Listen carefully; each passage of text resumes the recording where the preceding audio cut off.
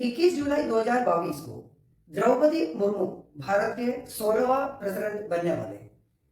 अब आप शायद ये सोच रहे होंगे वोटिंग तो 18 जुलाई को होंगे और रिजल्ट डिक्लेरेशन 21 जुलाई को होंगे, और मैं अभी से ऐसे कैसे बोल सकता हूं कि 21 जुलाई को द्रौपदी जी ही हमारे न्यू प्रेसिडेंट बनेंगे। नॉर्मल कॉमन सेंस यूज करके यदि अपन सोचेंगे तो ये तो 100% श्योर है हमारे लिए कि द्रौपदी जी ही हमारे न्यू प्रेसिडेंट होंगे, क्योंकि राज्यसभा और लोकसभा में बीजेपी को सपोर्ट करने वाले जो मेंबर्स की काउंटिंग यदि आप देखेंगे तो द्रौपदी जी का जो सिलेक्शन है ये पक्का हो गया है। अब अपन इस वीडियो के थ्रू दो क्वेश्चन की आंसर ढूंढने की कोशिश करेंगे। वो ये है, वाई द्रौपदी और वाई नॉट द्रौपदी। क्योंकि कुछ लोगों को माइंड में ये सोचते हैं कि द्रौपदी जी क्यों, क्योंकि इनको तो कोई जानते नहीं थे, पहचानते नहीं थे। इवन ये वीडियो देखने वाला कई सारे लोग शायद नॉमिनेशन डिक्लेयर करने से पहले कभी द्रौपदी जी के बारे में सुने नहीं होंगे, मैंने भी नहीं सुना। और दूसरा एक पक्ष ये होता है, द्रौपदी जी क्यों नहीं, या वो उस पद के लिए बिल्कुल परफेक्ट है, फिट है। अब ये दोनों जो हमारा जो क्वेश्चन है इसका आंसर ढूंढने की कोशिश करेंगे। पहले हम देखेंगे जो थोड़ा बहुत ऐसा मत करते या अपोज करते कि ये द्रौपदी जी क्यों। उसका पहला रीजन ये है, doctor Rajendra Prasad, doctor Sarvepalli Radhakrishnan, doctor KR Narayan, doctor APJ Abdul Kalam जैसे महान लोग जिस पद में थे उस पद में एक लेडी, वो भी जिनके बारे में बहुत सारे लोग जानते तक नहीं है, ये कैसे प्रेसिडेंट के रूप में या प्रेसिडेंट बनेंगे या प्रेसिडेंट के रूप में रहेंगे।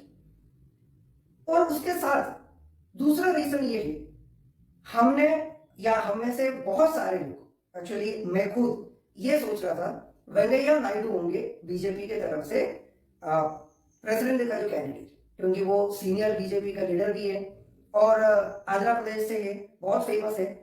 सो मेरे माइंड में भी वही था, लेकिन वेंकैया नायडू को साइड में रखे द्रौपदी जी आगे आगे और नॉमिनेशन दे दिया, प्रेसिडेंट का कैंडिडेट भी बन गया और अब 21 जुलाई को प्रेसिडेंट बनने वाली है। अब एक तीसरा क्वेश्चन ये है, या तीसरा डाउट ये है द्रौपदी जी के सिलेक्शन में, कहीं राष्ट्रपति जो लोग जो है जो भी सरकार सत्ता में है या पावर में है, उनके कई सारे डिसीजन की अगेंस्ट अपने स्टैंड बताते। अब डॉक्टर राजेंद्र प्रसाद खुद नेहरू की बहुत सारे डिसीजन के अपोज, और doctor KR Narayan IT Gujral के टाइम में, अटल बिहारी वाजपेयी के टाइम में वो प्रेसिडेंट थे, कई डिसीजन में उन्होंने अपना असहमति जरूर बताया। क्या द्रौपदी जी इस तरह, स्पेशली एक लेडी होते हुए, इस तरह रूलिंग पार्टी या रूलिंग गवर्नमेंट के अगेंस्ट खड़े होने की हिम्मत उनमें है? ये एक तीसरा डाउट है लोगों को माइंड में। ये कुछ ऐसे रीजन है जिनके वजह से क्या होता है कि लोगों को ऐसा लगता है कि द्रौपदी जी एक फिट पर्सनालिटी या फिट पर्सन नहीं है प्रेसिडेंट इलेक्शन में खड़े होने के लिए। लेकिन अब अपन उसका दूसरा पक्ष देखेंगे, वो ये है, व्हाई नॉट द्रौपदी। हम जानते हैं कि 1958 20 जून को उनका जन्म हुआ था, और जब मैं वीडियो बनाने के लिए रिसर्च कर रहा था तब मेरा माइंड में एक और सोच आया था, करीब एग्जैक्ट एक महीने पहले यदि राष्ट्रपति का जो इलेक्शन होता तो उनके लिए एक बर्थडे गिफ्ट भी हो जाता, क्योंकि 20 जून को उनका 64th बर्थडे। अब द्रौपदी जी को सपोर्ट करने वाले लोग जो है या उनके जो पक्ष में जो खड़े होने वाले लोग हैं, वो क्या सोच रहे वो देख लेंगे। द्रौपदी जी ने अपना करियर स्टार्ट किया था एज ए टीचर, और उसके बाद कुछ समय के लिए गवर्नमेंट सर्विस में थे।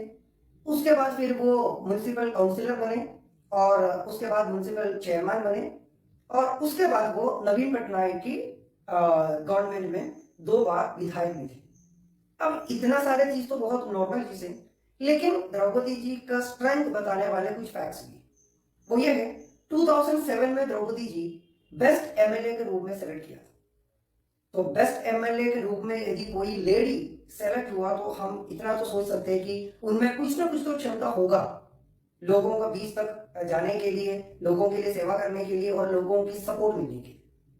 और दूसरी बात, जो मेन बात ये है, द्रौपदी जी झारखंड की पहला विमेन गवर्नर थी और उसके साथ साथ पहला गवर्नर रही जिन्होंने अपना 5 साल की पूरा टर्म या पूरा टेन्योर कंप्लीट की। इससे पहले झारखंड में कोई भी गवर्नर अपना 5 साल कंप्लीट नहीं कर पाए। सो ये सारी की सारी चीज उनका स्ट्रेंथ है। तो इस दोनों चीज को जब अपन कंपेयर करेंगे तो ये बोलना बहुत मुश्किल होता है कि द्रौपदी जी प्रेसिडेंट के लिए सही व्यक्ति है या नहीं। लेकिन मैं अपना राय रखता हूं कि बीजेपी ने द्रौपदी जी को प्रेसिडेंट के रूप में लाके अच्छा काम किया है, क्योंकि द्रौपदी जी खुद एक लो कास्ट कम्युनिटी से आते और लो कास्ट कम्युनिटी को बढ़ावा देने के लिए बीजेपी ने जो कदम उठाया ये बहुत तारीफ की बात है। दूसरा क्या है कि एक महिला को चांस दे दिया, लेकिन इसकी अपोज में एक और फैक्ट ये है, वो ये है कि कई हमारे जो राष्ट्रपति जो है वो बिल्कुल लाइट में आए ही नहीं।